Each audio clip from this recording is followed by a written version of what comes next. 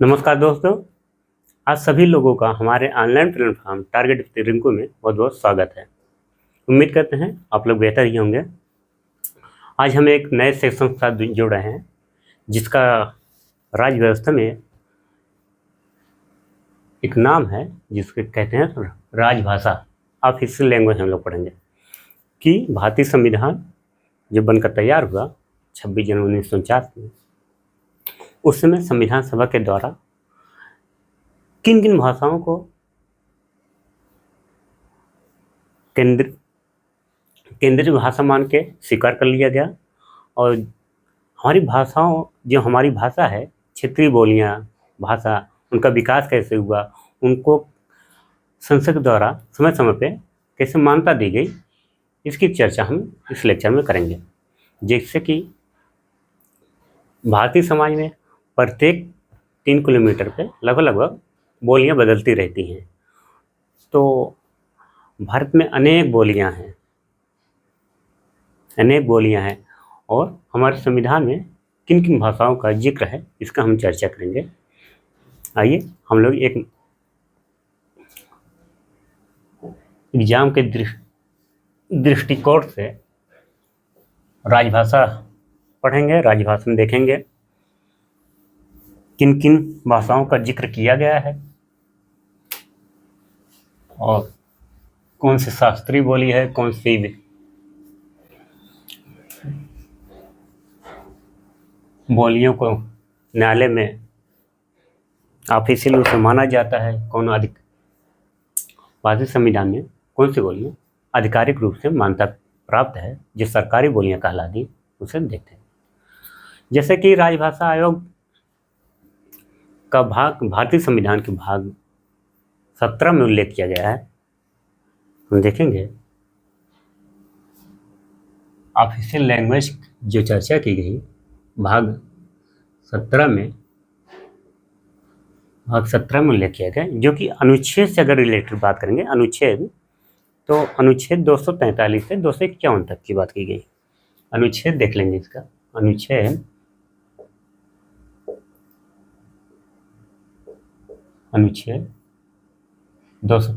343 से 351 तक।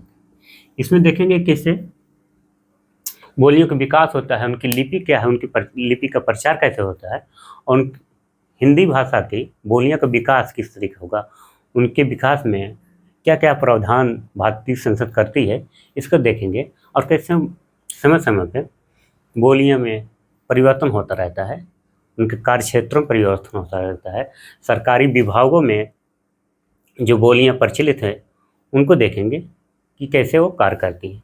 आइए एक एक करके हम लोग देखेंगे। इसको हम 4 खंड में बात करके देखेंगे। राजभाषा आयोग जो बना है तो संघ की भाषा क्या होगी, राज्य की भाषा, अपनी बोलियां क्या भाषा हैं, उसको देखेंगे। और न्यायालय में जितनी कार्रवाइयाँ होती हैं, जितने कार्य संचालन होते हैं, उनकी लैंग्वेज क्या है, जो न्यायालय की कार्रवाई होती है उसकी मतलब उसकी भाषा क्या है, उसकी कार्यशैली क्या है, किस भाषा में वो कार्य संचालित होती है। संसद जो की कार्रवाई होती है वो हमारी संसदीय भाषा क्या है उसको देखेंगे। ये संसद के कार्य होते हैं कि उसमें हिंदी में होंगे कि अंग्रेजी में होंगे, और किन बोलियों का संसद सभापति जो होते हैं, संसद के सभापति के द्वारा सदस्यों को मान्यता दिया जाए कि आप अपने मातृभाषा में अपनी इस बात को रख सकते हैं, इसकी भी चर्चा करेंगे, देखेंगे। और विशेष निर्देश भी जो राज्य भाषा आयोग देता है, राजभाषा आयोग विशेष निर्देश के, जैसा कि अनुच्छेद आप लोग जानते होंगे कि अनुच्छेद 350 में कहा गया है कि मातृभाषा में प्राथमिक शिक्षा उपलब्ध कराई जाए। कैसी बात, अनुच्छेद हम लोग जब पढ़ते हैं, अनुच्छेद 243 में इसमें कहा गया है कि जो भी शिक्षा जो प्राथमिक शिक्षा होती है बालक की, प्राथमिक शिक्षा जो होती है बालक की, उसको किसमें दिया, उसके मातृभाषा में। जैसा कोई व्यक्ति केरल का हो, कोई व्यक्ति तमिलनाडु का है, कोई व्यक्ति तेलंगाना का है, तो कोई जैसे अब केरल का है, कोई व्यक्ति केरल का है, तो उसको किस भाषा में उसको शिक्षा दी जाएगी? तो एक बात की गई कि वो उसको मातृभाषा मतलब मलयालम, वहाँ की मातृभाषा क्या है? मलयालम, इसमें उसको मातृ शिक्षा दी जाएगी। जैसे उत्तर भारतीय राज्य में उसमें क्या है, वहाँ पे क्या बोलेंगे? हिंदी, हिंदी में उसको उसकी मातृभाषा में शिक्षा हिंदी में शिक्षा दी जाएगी। कहने का तात्पर्य जहाँ जिस बोली या भाषा का प्रचलन ज़्यादा है, वहाँ उसके उसी भाषा में उस बालक को प्राथमिक शिक्षा की व्यवस्था की जाएगी, प्राथमिक शिक्षा की व्यवस्था उपलब्ध की जाएगी। और देखेंगे जो हमारे समय समय पे राष्ट्रपति जो राजभाषा आयोग बनाता है, उसमें गठन करता है कि किन किन बोलियों को इसमें समाहित करना है, किन किन बोलियों को इससे विस्तारित करना है, या किन किन बोलियों को अपने लैंग्वेज से निकालना है। इसकी चर्चा देखें और उसकी समीक्षा के लिए जो संसदीय समिति बनती है उसका क्या काम है और वह क्या क्या प्रावधान की है, इसको देख लेते हैं। इसमें क्या होगा, एक समिति बनती है, कैसे समिति बनेगी और कितने से 30 सदस्यों की जो समिति बनेगी, या आगे देखेंगे 30 सदस्यों की समिति बनेगी। इसमें इसका काम होगा समीक्षा करना, किसकी सुना, लोक राजभाषा आयोग की जब गठन किया जाएगा, उसमें गठन किया गया है 1955 में बीजेपी, उसके गठन उसकी समीक्षा करके एक्ट बना 1963 का जो राजभाषा अधिनियम 1963 है, उसमें किस बात कौन कौन सी बातें कही गई इसको देखेंगे। आइए हम लोग एक एक करके चर्चा करते हुए चलते हैं।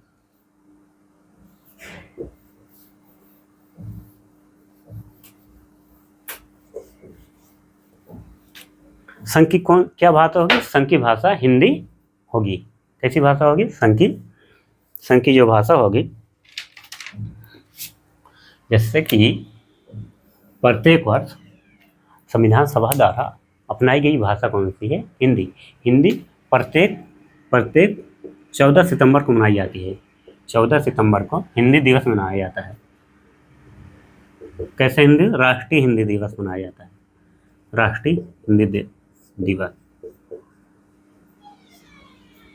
49 में संविधान सभा द्वारा इसको हिंदी की मान्यता दी गई कि भारतीय संविधान की जो भाषा हो गई, भारतीय से जो कार्य संचालन होगा वो हिंदी होगा।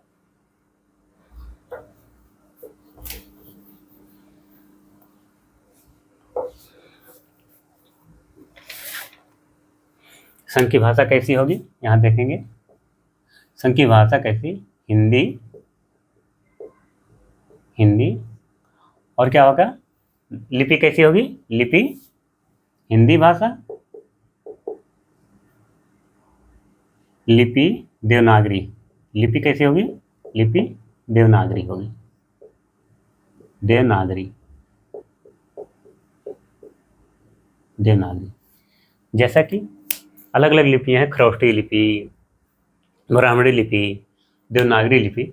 देवनागरी लिपि कैसे कहते हैं? जो हिंदी में लिखी गई लिपि हैं। जैसे ये सब क्या है जो लिखा है, न्यायालय वगैरह हिंदी, ये सब जो स्त्री का खंड है, ये लिपियां हैं। लिप कैसा है? चिन्ह। लिप मतलब, लिपि मतलब होता है चिन्ह। कैसा चिन्ह? ऐसा चिन्ह जो प्रत्येक लिपि का अपना नाम होता है। लिपि मतलब होता है ऐसी पहचान या चिन्ह कह सकते हैं। जैसे अब इसको कहते हैं एक नाम कैसे पढ़ा, तो एक इसका आ नाम क्या पढ़ा, तो ये लिपि है। इसका नाम देखिए, आ, बड़ा या का, या लिपियां हैं सब।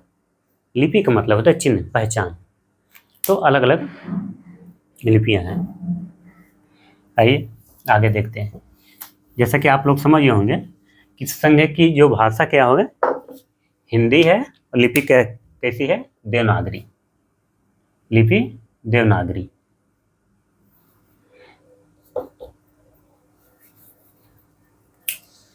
और जो इसके संघ के जो कार्य, जो अंक प्रयोग, संघ के कार्य जो होंगे, कार्य या प्रयोजन, आप लिखिए प्रयोजन।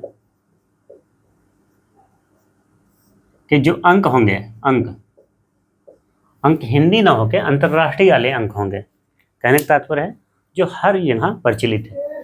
जैसे आप लोग देखें 1 2 3 4 8, ये सब क्या है, अंतर्राष्ट्रीय अंक है, अंतर्राष्ट्रीय है। ये नहीं होगा, ये करके होता ना, 2 होगा, अब 3 ऐसे करके होता है, और 4 ऐसे करके होता है।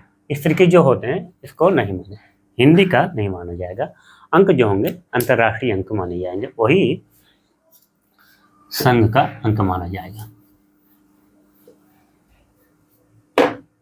अंक 1 2 3 करके जो होते हैं यही माने जाएंगे।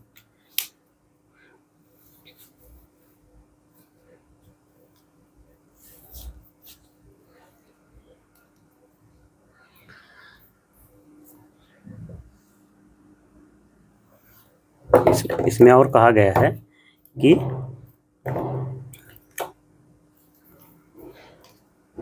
यहाँ राज्य,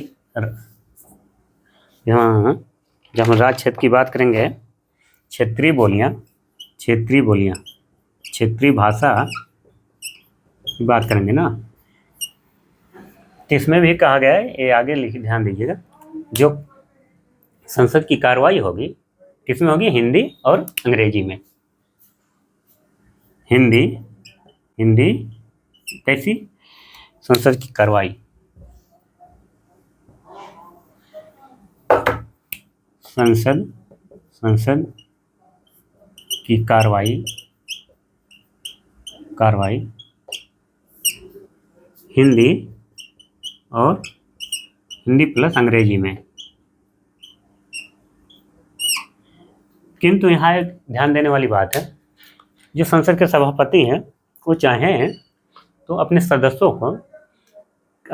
के लिए ऐसी व्यवस्था कर सकते हैं कि वो अपनी मातृभाषा में संवाद कर सकते हैं।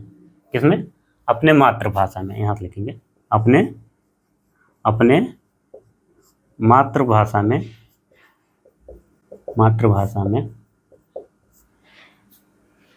संवाद कर सकते हैं। कौन, संसद के सदस्य। अनुमति किसकी होगी, सभापति की। अनुमति जो मिलेगी, अनुमति सभापति से। कौन सभी, सभापति से। लोकसभा के अध्यक्ष या राज्यसभा के सभापति, संसद के सभापति से इनको अनुमति लेनी पड़ेगी। और ऐसी वो व्यवस्था कर सकते हैं कि जिनके सदस्य अपनी जो बात है, अपनी बात को वो अपनी मातृभाषा में रख सकते हैं। किंतु जो कार्रवाइयाँ हैं, जिनकी कार्य संचालन की पद्धति, वो लैंग्वेज कैसी होगी, लैंग्वेज होगी हिंदी और अंग्रेजी होगी।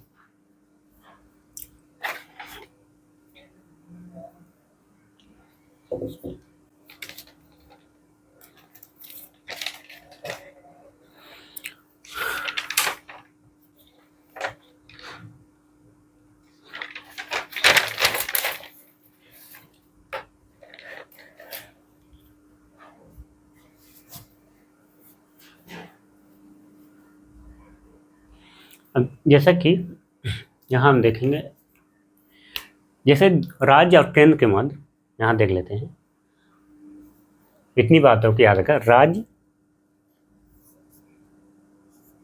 संघ और राज्य के मध्य जो कार्य होंगे किस भाषा में होंगे, सब भाषा के जो है संघ और राज्य के जो कार्य होंगे, जो नोटिफिकेशन आएंगे, जो बातें होंगी, वो किस में होंगे, वो अंग्रेजी में होंगे। इसमें अंग्रेजी में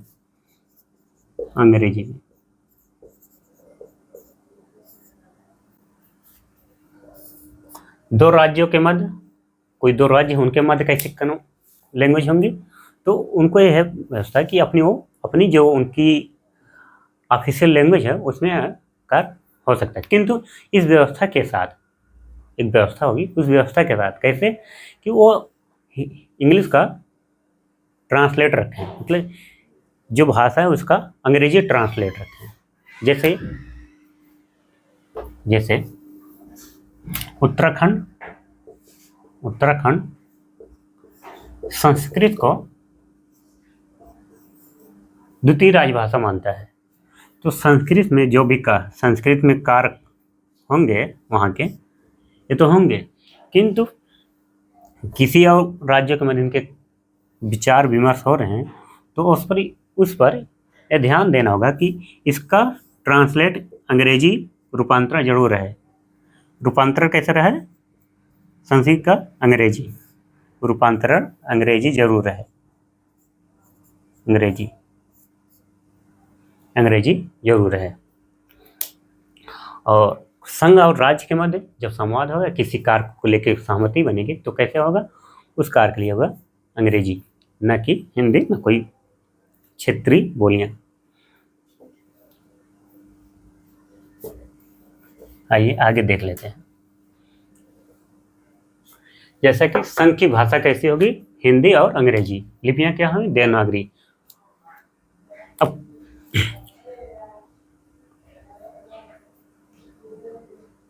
इसको हम थोड़ी देर के लिए मिटा दें।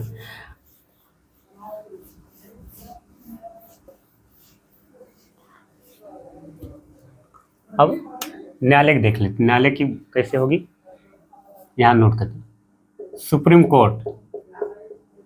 सुप्रीम कोर्ट में कोई भी ऑफिशियल कार्य, कोई भी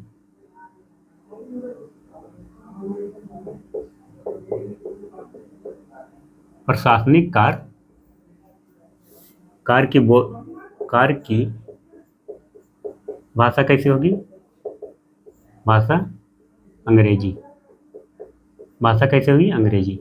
कहने का तात्पर्य है, सुप्रीम कोर्ट में जितनी भी कार्य संचालित होंगे, किसी मुद्दे पे बहस या उस पर विचार या निर्णय जितने भी आएंगे सब अंग्रेजी में आएंगे। जो संवाद होगा, उस पर चर्चा भी होगी, वो अंग्रेजी में होगा।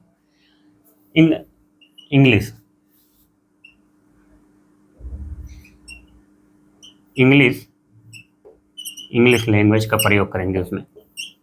वहाँ पे जो सुप्रीम कोर्ट है, वहाँ पे सारे कार्य किस भाषा में होते हैं?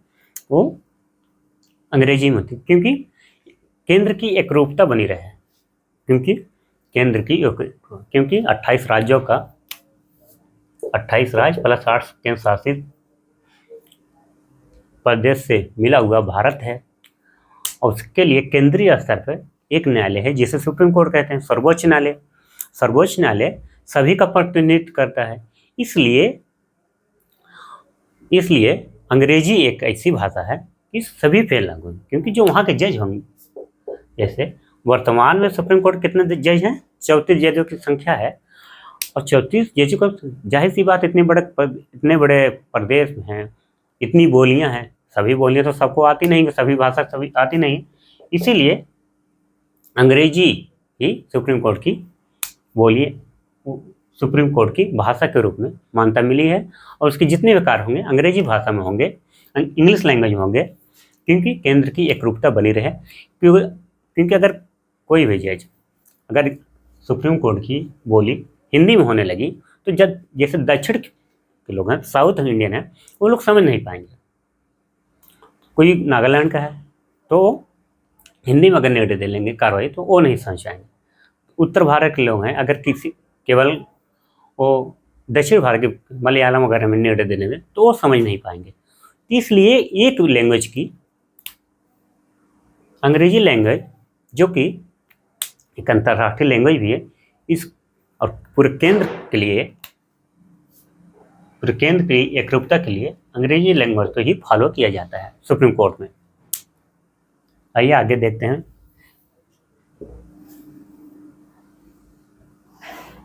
इसमें चेंज तब हो सकता है, बदलाव कैसा होगा? बदलाव हो सकता है। बदलाव कैसे होगा? संसद जब कोई अन्य व्यवस्था दे, संसद यहाँ लिखेंगे, संसद जब कोई अन्य व्यवस्था दे,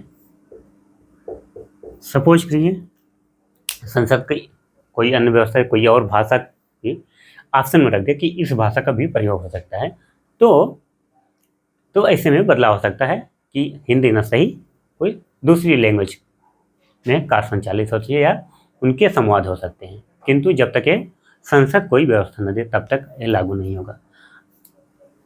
आइए अभी उच्च न्यायालय में देख लेते हैं कौन सी भाषा का प्रयोग हो रहा है।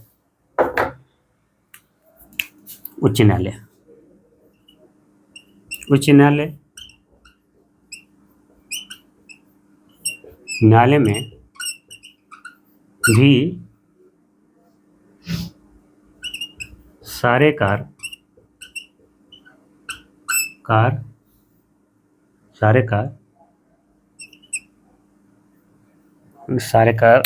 तात्पर्य है लिखित कार्य होंगे, लिखित कार्य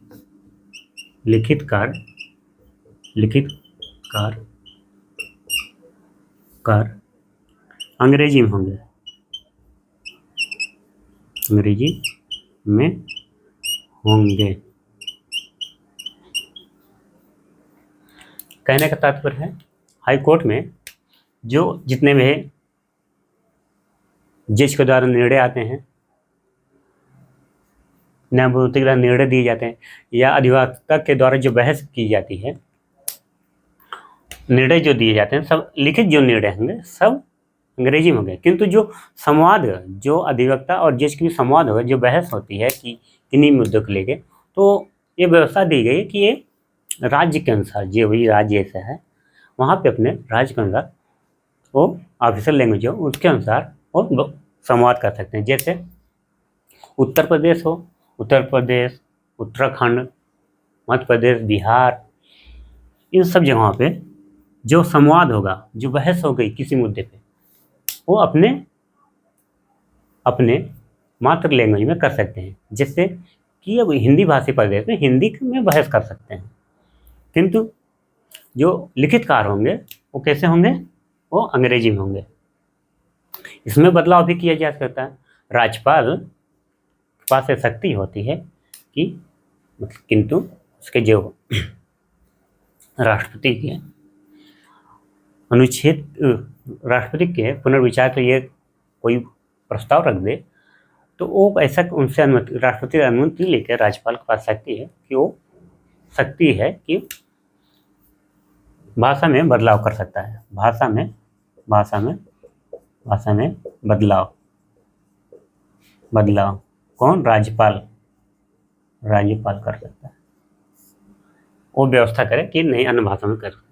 इसमें आप रखिएगा, जैसे याद है एग्जाम्पल, याद रखिएगा, यहाँ देख लीजिए एग्जाम्पल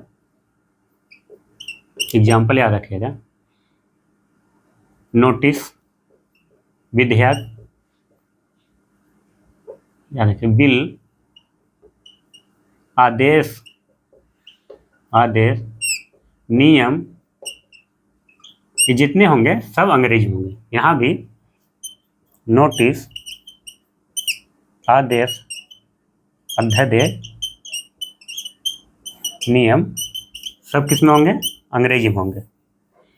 जितने भी चीज़ें होंगी सब अंग्रेजी में होंगे। आइए विशेष प्रावधान देख लेते हैं।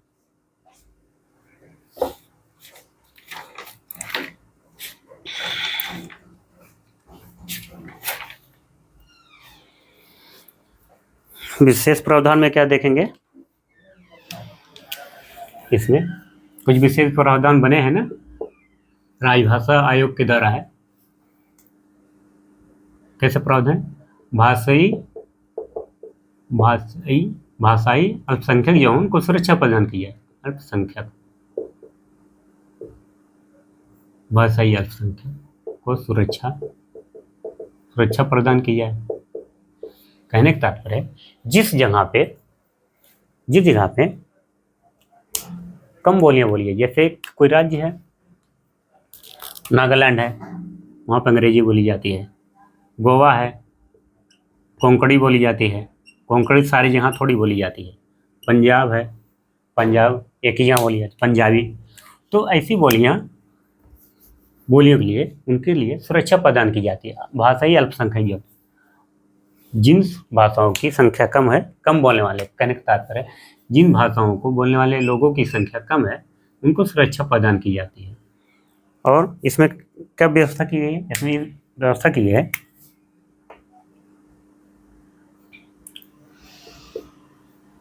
प्राथमिक शिक्षा मातृभाषा में दी जानी चाहिए।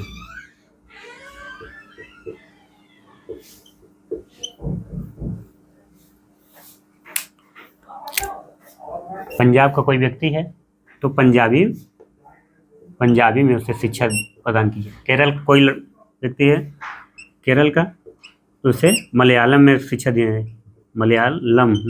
दी जानी चाहिए। कोई आंध्र प्रदेश का है तेलुगु भाषा में दी जानी चाहिए। इस तरीके से प्राथमिक में जो भाषा होगी शिक्षा प्रदान की वो मातृभाषा में प्रदान की जाएगी। भाषाओं को चेक करने के लिए कौन कौन सी भाषाएं ऐड करनी है, कौन सी भाषाएं का त्याग करना है, इनके लिए समय समय पर समिति बनाई जाती है। राजभाषा संसदीय समिति, इनकी संख्या कितनी होती है? 30। इसमें से जो आइए आगे देखते हैं, आगे हम चर्चा करते हैं इसकी, ज़्यादा ना चर्चा करते।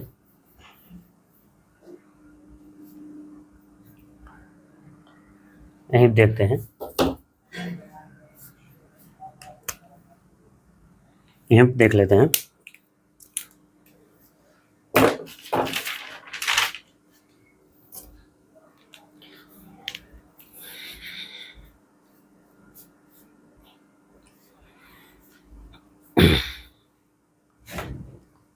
संविधान लागू होने के उपरांत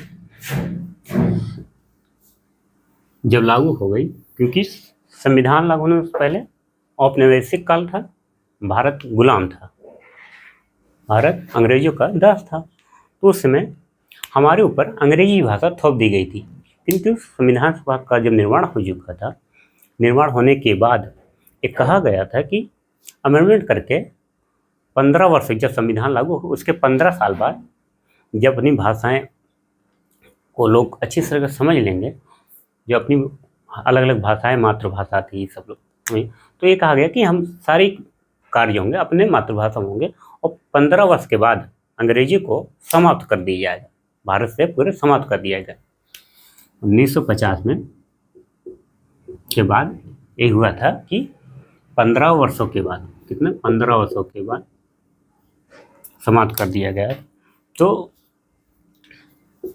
इन्हीं समाप्त करने के लिए, भाषाओं को पुनर्निरीक्षण करने के लिए, उनको समझने के लिए एक आयोग बनाया गया था। यहाँ देखते हैं आयोग, राजभाषा आयोग बनाया गया था। राजभाषा आयोग किनकी अध्यक्षता में बना था? अध्यक्षता थी बीजी खेर की अध्यक्षता में, इनकी अध्यक्षता में एक आयोग बना था। इनका कहना था इसमें कि आयोग बनाया जाएगा और उस आयोग क्या करेगा, उन भाषाओं को पुनरीक्षण करेगा, समाहित करेगा, चर्चा करेगा, देखेगा किन भाषाओं को ऐड करना, किन भाषाओं को हटाना है। ये सब कार्य इस भाषा के लिए किया जाता है। इन्होंने अब बनी कब थी ये आयोग बना था 1955 में। भाषाई आधार पे सबसे पहले किस राज्य का गठन किया गया था? भाषाई आधार पे आंध्र प्रदेश का सर्वप्रथम गठन किया गया था। और अपनी रिपोर्ट उन्होंने सौंपा कब? बीच में रिपोर्ट सौंपा किसको? राष्ट्रपति को।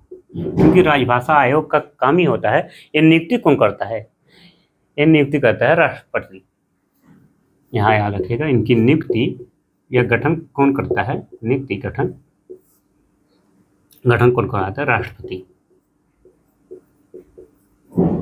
राष्ट्रपति के निर्देशानुसार ये कार्य करते हैं, ये आयोग कार्य करता है। रिपोर्ट राष्ट्रपति को सौंपा गया 1956 में।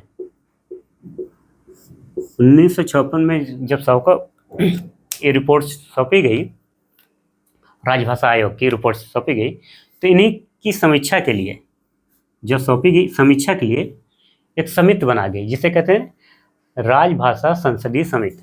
समिति बनाई गई,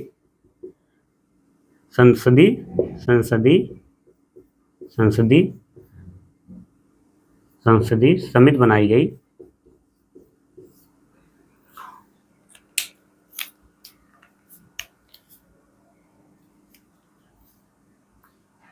और ये समिति किससे किससे मिलकर बनी गई, किसके अध्यक्षता में बनी? इसके अध्यक्ष कौन थे? अध्यक्ष देख लेते हैं। अध्यक्ष थे गोविंद बल्लभ पंत एक समिति के अध्यक्ष है। ये रिपोर्ट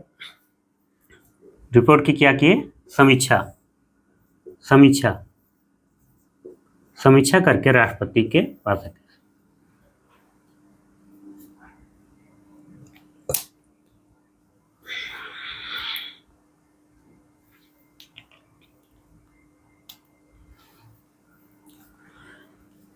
जो संसदीय समिति बनी गोविंद बल्लभ पंत के अध्यक्षता में, वो राजभाषा आयोग की जो बीजी खेर के अध्यक्ष बनी थी, उनकी समीक्षा के लिए बनाई गई थी। और इन्होंने अपना रिपोर्ट 1957 में समीक्षा की और सौंपा राष्ट्रपति को। तो वही बात थी कि एक अधिनियम बनाएगा। फिर अधिनियम बना 1963 में, राजभाषा अधिनियम 1963 नियम 1963 बनाया गया। और राजभाषा अधिनियम में वही बात रखी गई, केंद्र की जो भाषा होगी हिंदी होगी, उनके जो कार्य होंगे अंग्रेजी में होंगे, संसद के जो कार्य में हिंदी और अंग्रेजी में होंगे, जो सुप्रीम कोर्ट की जो भाषा होगी कार्य करने की, वो अंग्रेजी होगी। और हाई कोर्ट की जो लिखित भाषा होगी, नोटिफिकेशन, अधिनियम, अध्यादेश, ये सब किस में होंगे? सब अंग्रेजी में होंगे। किंतु उच्च न्यायालय में अपनी जो संवाद करेंगे किसी के मुद्दे पे, तो हिंदी में भी मातृभाषा में कर सकते हैं। यही बात इसमें कहा गया था। इससे जुड़ी बात आपको यहाँ से क्वेश्चन आते हैं। संसदीय समिति के अध्यक्ष कौन थे? राजभाषा संसदीय समिति के अध्यक्ष गोविंद बल्लभ पंत। और राजभाषा आयोग का गठन जब किया गया था, तो उसकी अध्यक्षता कौन की थी? तो बीजी खेर। और पहला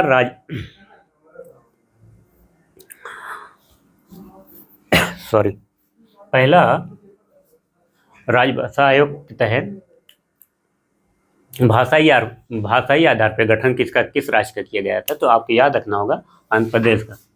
किस आधार पे है? भाषाई आधार पर राज्यों का गठन जो हुआ था, राज्यों का गठन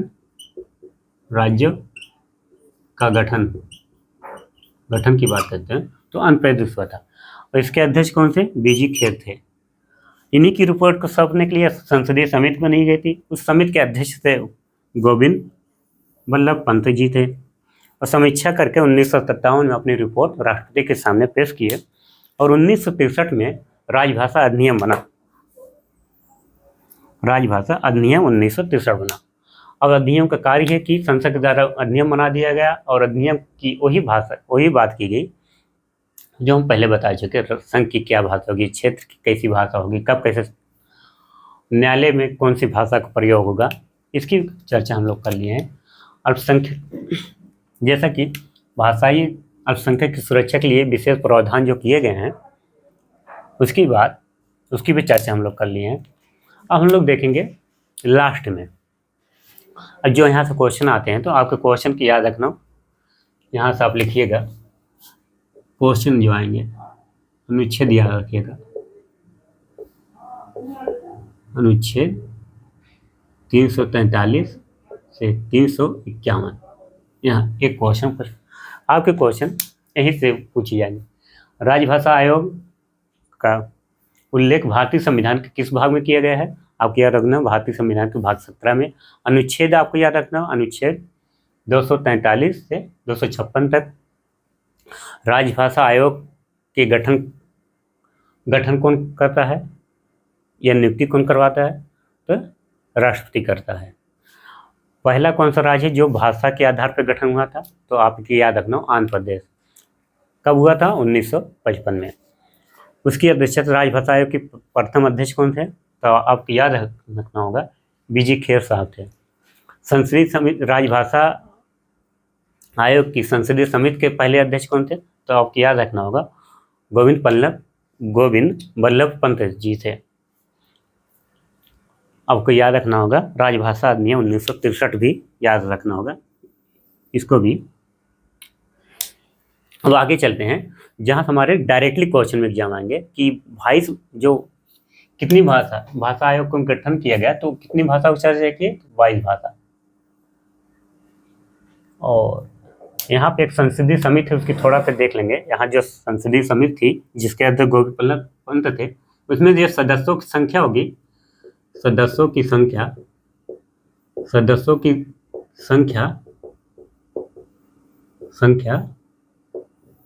जो संख्या थी 30 थी। तो इस 30 में से 20 लोकसभा से और 10 राज्यसभा से। इसके द्वारा संसदीय समिति का गठन किया गया था। 20 सदस्य लोकसभा से थे, 10 सदस्य राज्यसभा से। आपको याद रखना होगा 22 भाषाओं का उल्लेख किया गया था। इसके अध्यक्ष कौन होंगे? एक अध्यक्ष होगा, जो अध्यक्ष होगा एक अध्यक्ष होगा, और बाकी जो सदस्य होंगे वो 22 भाषाओं के प्रतिनिधित्व करने वाले व्यक्ति होंगे। कौन? 22 राज्यों के प्रतिनिधित्व करने वाले व्यक्ति को शामिल किया जाएगा इस समिति। आशा करते हैं इतना का आप लोग को समझ में आया होगा। आगे हम चलते हैं जो 22 भाषाओं का किन किन भाषाओं को बाद में ऐड किया गया उसको देखेंगे, और अनुच्छेद देखेंगे जिससे डायरेक्टली क्वेश्चन में पूछे जाते हैं, उसकी चर्चा करते हैं। आइए देखते हैं।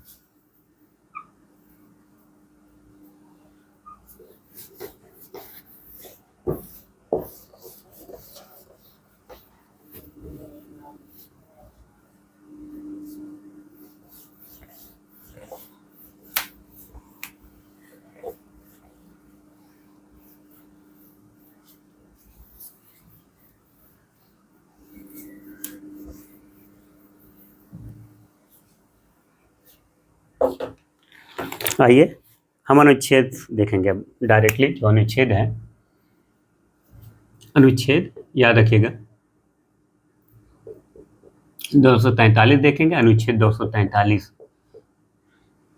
44 देखेंगे, अनुच्छेद 345, अनुच्छेद 346, अनुच्छेद 347, अनुच्छेद 348, अनुच्छेद 349, अनुच्छेद 350, अनुच्छेद 350 ए, अनुच्छेद 351।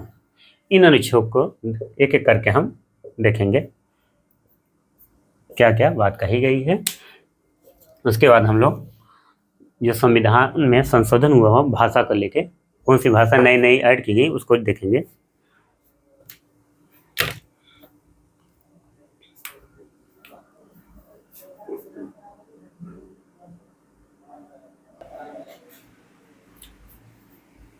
अनुच्छेद, जैसा कि राजभाषा संबंधित अनुच्छेद देखेंगे। भाग 17 याद रखिए कि यहाँ से क्वेश्चन पूछे जाएंगे। अनुच्छेद भी याद रखिएगा, अनुच्छेद किनके मध्य है? राजभाषा से संबंधित अनुच्छेद किन किन किन संबंध है? 345 से 351 तक राजभाषा से संबंधित अनुच्छेद है। 343 में कहा गया संघ की भाषा, जैसे कि अभी बताया संघ की भाषा। भाषा क्या होगी संघ की? संघ में संघ से संबंधित जो भाषा होंगी, हिंदी, हिंदी लिपि कैसी होगी? देवनागरी होगी, देवनागरी, नागरी, देवनागरी। 344 में कहा गया राजभाषा व संसदीय आयोग और समितियां। राजभाषा पर संसदीय आयोग और समितियां। संसदीय आयोग, जैसा कि अभी बताया था कि संसदीय आयोग 1955 में बीजी खेर के अध्यक्षता में, बीजी खेर की अध्यक्षता में राजभाषा आयोग का गठन किया गया था। 1956 में इन्होंने रिपोर्ट सौंपी अपनी। 1956 में रिपोर्ट राष्ट्रपति के सामने, राष्ट्रपति के पटल पर रखा और इन्हीं को, इन रिपोर्ट को जो राष्ट्रपति के सामने रखा गया, इन्हीं की समीक्षा के लिए जांच पड़ताल करने के लिए, समीक्षा के लिए क्या बना गई थी? समिति बनाई गई थी। किसकी अध्यक्षता में? आपको याद रखना है कि गोविंद बल्लभ पंत अध्यक्षता किए थे। गोविंद बल्लभ पंत की अध्यक्षता में संसदीय समिति की, राजभाषा पर संसदीय समिति बनाई गई थी। इनकी रिपोर्ट की समीक्षा किए और इसी के द्वारा क्या बना? एक कानून बना, अधिनियम बना 1963 का, राजभाषा अधिनियम 1963। इसमें सदस्यों की संख्या कितनी थी समिति की? 30 सदस्य होंगे। 20 सदस्य लोकसभा से होंगे और 10 सदस्य राज्यसभा से। 22 भाषाओं जो प्रतिनिधित्व करने वाले होंगे इसमें शामिल होंगे। एक अध्यक्ष होगा और 22 भाषा के जो प्रतिनिधित्व करने वाले लोग हैं वो इस समिति में शामिल होंगे। उम्मीद है यह समझ में आ गया होगा। आगे का अनुच्छेद देख लेते हैं। राज्य की यहां से देखते हैं, यहां से ये तो होगी, यहां तक हुआ संघ की बात। अनुच्छेद 42-43 में ये संघ से संबंधित बात हुई, संघ से अनुच्छेद। अब यहाँ से देखें अनुच्छेद 245 से 246 है, क्षेत्रीय राजभाषा है की बात करता है। क्षेत्रीय राजभाषा की बात करता है अनुच्छेद 345 से अनुच्छेद 347 तक। इसमें देखते हैं क्या बात की।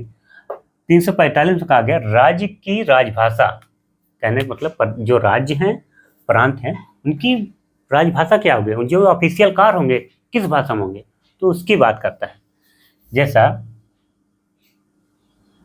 जैसे उत्तर प्रदेश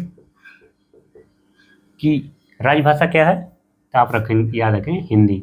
द्वितीय जो है, द्वितीय भाषा कौन सी है? उर्दू। एक कब बनी थी? 1989 में जो बनी थी। सारे कार्य किसमें होंगे? इनके हिंदी में होंगे, इनके जो कार्य होंगे हिंदी में होंगे। ऑफिस में जो बोली जाने वाली बोलियां होंगी, जो आवागमन करने के लोग होंगे, जो संवाद करेंगे किसमें करेंगे? हिंदी में। यही बात इसमें कही गई। 346 में कहा गया एक राज्य से दूसरे राज्य के संवाद। कोई दो राज्य हैं, दो राज्यों के मध्य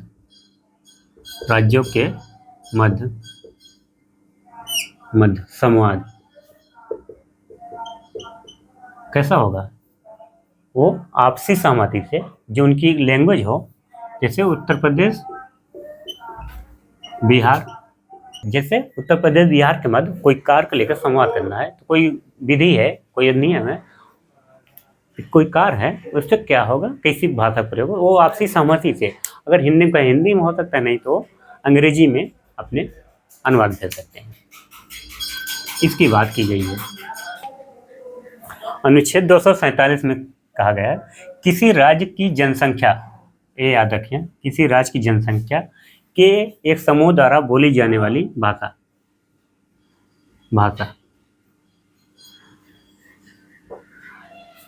कहने का तात्पर्य, कोई एक जनसंख्या, एक बहुत बड़े वर्ग में जनसंख्या है, वो कोई अतिरिक्त भाषा बोल रहा, कोई अलग बोली बोल रहा, तो राष्ट्रपति को यह शक्ति प्राप्त है कि उस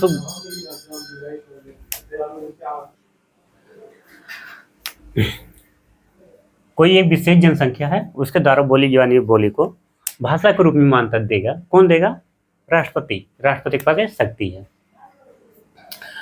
अनुच्छेद 348 और 349, अनुच्छेद 348 और 349, दो अनुच्छेद 348 और 349 किससे संबंधित है? ये निर्धारित करता है कोर्ट की क्या लैंग्वेज होगी, न्यायालय की भाषा कैसी होगी, उसके जो अधिनियम होंगे, उसके जो नियम होंगे, उसके जो नोटिफिकेशन होंगे, अधिसूचना वगैरह होंगे, वो किस भाषा में होंगे, इसकी बात करता है। आइए देखते हैं। अनुच्छेद 348 में, अनुच्छेद 348 कहता है कि सुप्रीम कोर्ट की जो लैंग्वेज होगी क्या होगी, सुप्रीम कोर्ट की लैंग्वेज की, और प्रत्येक जो राज्य में अलग अलग उच्च न्यायालय हैं, उनके साथ जो अधिनियम या विधेयक की भाषा होगी, उसकी नोटिफिकेशन की भाषा की लैंग्वेज क्या होगी, इसकी बात करता है। जिसे सुप्रीम कोर्ट में कहा गया जितने भी कार्य होंगे उसकी कार्रवाई, सुप्रीम कोर्ट की कार्रवाई जो होगी अंग्रेजी में होगी, सुप्रीम कोर्ट के जो निर्णय आएंगे, जो डिसीजन आएंगे, वर्डिक्ट आएंगे, उन सब की लैंग्वेज क्या होगी? अंग्रेजी होगी। और ऐसा कब तक होगा? जब तक संसद के पास जो शक्ति की संसद कुछ अन्य लैंग्वेज की व्यवस्था न कर दे, तब तक वो अंग्रेजी ही लैंग्वेज वहां मानी जाएगी। हाईकोर्ट में क्या है? हाईकोर्ट में भी प्रत्येक न्यायालय पर हाईकोर्ट है, प्रत्येक राज्य पर अपने हाईकोर्ट होते हैं, उसमें भी उनकी बात, जितने भी निर्णय वर्डिक्ट आएंगे, सब आएंगे, निर्णय डिसीजन वगैरह आएंगे, वो सब अंग्रेजी लैंग्वेज में आएंगे, इंग्लिश लैंग्वेज में आएंगे, अंग्रेजी भाषा में आएंगे। किंतु जो संवाद हाईकोर्ट में होगा, वो जो न्यायमूर्ति और अधिवक्ता के मध्य संवाद होते हैं किसी का नहीं होते, वो बहस भी आप हिंदी में भी कर सकते हैं। ये प्रावधान, ये शक्ति राज्यपाल के पास होती है। अनुच्छेद 350 में देखते हैं। अनुच्छेद 350 में कहा गया कि शिकायत निवारण प्रतिनिधित्व प्रयुक्त भाषा, कहने का तात्पर्य जिस क्षेत्र में आप रहते हैं, तो वो क्षेत्र में जो अधिकारी बन के जाता है, सपोज करिए कोई तेलंगाना का व्यक्ति है,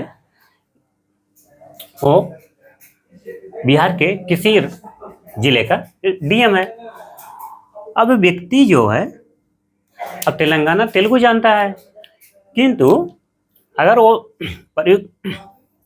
अपनी शिकायत लेके जाता है डीएम, तो वो अपनी मातृभाषा में शिकायत लेके जा सकता है। जो बिहारी हैं, बिहार में बोली यानी बोली, उसके में वो अपनी शिकायत कर सकता है, उससे वो निवारण प्राप्त कर सकता है, उससे अपनी समस्याओं को हल करा सकता है, अपनी समस्याएं उसके सामने वो मातृभाषा में रख सकता है। अनुच्छेद 350 में ये कहा गया है। अनुच्छेद 350 के सब क्लाज ए में कहा गया है कि शिक्षा जो होगी, प्राथमिक जो शिक्षा होगी, वो किस में होगी? मातृभाषा में प्राप्त। कोई व्यक्ति है, कोई बच्चा है, उसको प्राथमिक शिक्षा की जब प्रदान की जाएगी, वो अपनी मातृभाषा में, जो वो आसपास उसके बोली जाने वाली बोलियां हैं, उसी में उसको शिक्षा प्राप्त कराई जाएगी। ये ना कि कोई ऑफिशियल लाइन की अंग्रेजी ही प्राप्त करेगा या हिंदी, जो उसकी मातृभाषा, उसमें शिक्षा प्रदान कराई जाएगी। अनुच्छेद 350 के सब क्लाज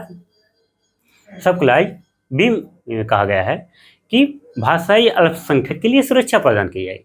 जहाँ पे जिस भाषा को बोलने वाले की संख्या कम हो, उसे ही भाषाई अल्पसंख्यक कहते हैं। अनुच्छेद 351 में कहा गया है ये बहुत इंपॉर्टेंट है, अक्सर पूछा जाता है। अनुच्छेद 350 से इंपॉर्टेंट है, अनुच्छेद 351 पूछा जाता है। हिंदी भाषा के विकास के लिए, भाषा का प्रचार कैसे होगा, उनका प्रसार कैसे होगा, उनका विकास किस माध्यम से होगा, इन सब की बात अनुच्छेद 351 करता है। आशा करते हैं आप लोग अनुच्छेद समझ गए होंगे। आपको अनुच्छेद ही याद रखना है, ये अनुच्छेद याद रखिएगा। आगे हम देखते हैं जो हमारे संविधान में समय समय पे, जो मूल संविधान में 14 भाषाएं थी, बाद में जो 8 भाषा जुड़ी, उससे संबंधित हम देखें, अध्ययन करेंगे कि 8 भाषाएं हमारी कौन सी जुड़ी जो 22 भाषा बनी। आइए एक एक करके भाषाओं को देख लेते हैं।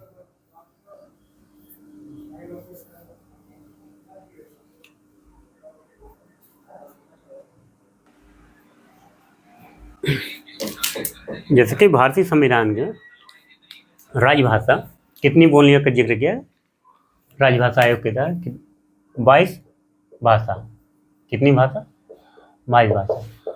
भाग आपको याद रखना, भाग कितने, 17 में उल्लेख किया गया राजभाषा का, ऑफिशियल लैंग्वेज का, अनुच्छेद 343 से 351 तक अनुच्छेद हम लोग देखे थे। अभी एक एक करके देख लिए। हम देख लें जो बोलियां हैं, 22 बोलियां जो हैं, 22 लैंग्वेज हैं, उनको एक एक करके देखते हैं और देखिए यहाँ से कैसे क्वेश्चन पूछा, इसको चर्चा करते हैं। देखिए पहले बोलिए असमिया, दूसरा है बांग्ला, गुजराती, हिंदी, कश्मीरी, कन्नड़, मलयालम, पंजाबी। यहाँ देखें उड़िया, संस्कृत, मराठी, तेलुगु, तमिल, उर्दू, सिंधी, कोंकणी, नेपाली, मणिपुरी, बोडो, संथाली, डोंगरी, मैथिली। 22 भाषाएं ये हैं। इसमें आप लोग ध्यान दिए होंगे कि इसमें कहीं पे अंग्रेजी नहीं आया। नोट यहाँ लिखिएगा, नोट नोट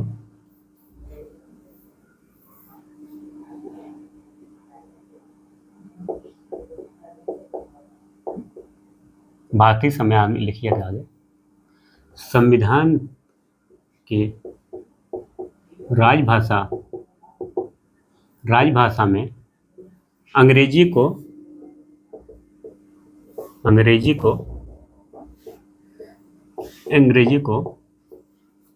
सम्मिलित नहीं किया गया है, सम्मिलित नहीं किया गया। अक्सर क्वेश्चन में पूछता है, एग्जाम में अक्सर यहाँ से क्वेश्चन आते कि अंग्रेजी का हमारे राजभाषा, भारतीय संविधान के राजभाषा में अंग्रेजी को शामिल किया गया है कि नहीं। जो हमारी राजभाषा में 22 भाषाएं हैं, उसमें 22 भाषाओं में अंग्रेजी को सम्मिलित किया गया है कि नहीं, या निम्न में से, क्वेश्चन पूछा निम्न में से कौन सी भाषा राजभाषा में सम्मिलित नहीं किया गया है। तो आपको तो इसमें से 22 भाषाओं में से 3 का नाम दिया रहेगा, एक का नाम नहीं, 4 का नाम दिया रहेगा, उसमें से एक छाटने हैं, कौन सा नहीं था। तो अक्सर उसमें अंग्रेजी ऑप्शन में डाल दिया जाता है, तो अंग्रेजी को आपको टिक लगाना, वो सम्मिलित नहीं किया गया था, अंग्रेजी को सम्मिलित नहीं किया गया था। याद रखिएगा, बहुत इंपॉर्टेंट क्वेश्चन यहाँ से पूछा जाता है।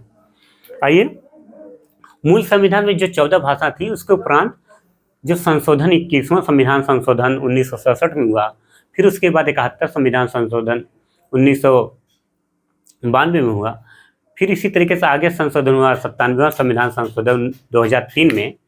तो कौन कौन सी भाषाओं को जोड़ा गया है, यहाँ से भी क्वेश्चन पूछे जाते हैं। आइए करके जोड़ देखते हैं। जो 14 भाषाएं थी उसमें कोई संशोधन नहीं है, 15वीं भाषा में संशोधन हुआ, सिंधी को लेकर। सिंधी भाषा को कब जोड़ा गया, आपको याद रखना होगा, 21वां संविधान संशोधन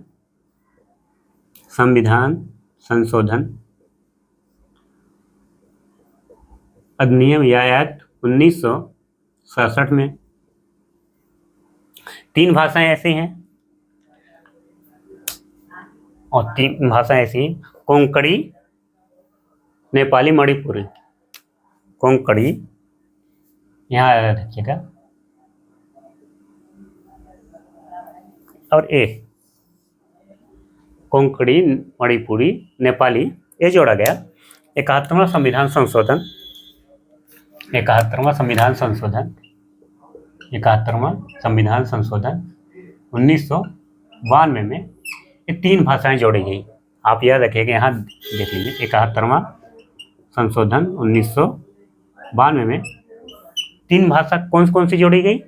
नेपाली, नेपाली, नेपाली, मणिपुरी, कोंकणी, कोंकणी। अक्सर क्वेश्चन पूछा जाता है, याद रखिएगा। इसके बाद इसके उपरांत संशोधन होते हैं, आपको याद रखना है ये 4 बोलियां। 97वां संविधान संशोधन, कितना?